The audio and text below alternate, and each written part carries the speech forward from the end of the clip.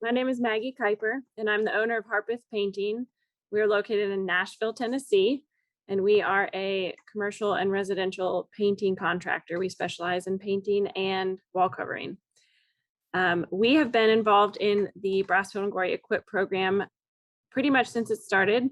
And we have been able to, even through COVID, be involved in the webinars, the online training, the website, and all the wonderful emails that we get to share.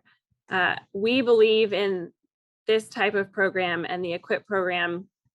We are a small women-owned business, and there are a lot of our peers who are much bigger and have been around longer. And this program has really allowed us to level the playing field, to learn how we can grow as a company. Brasfield has put some great educational information out there that allows us to understand all facets of the business. We luckily have been working with Brasfield and Gorrie for a while now, for about 5 years. We've partnered with them on some really neat projects. We've been working at a dog food facility out in Royal Canin for many years, doing a bunch of industrial coatings, and that's even led to some referral projects with other food companies.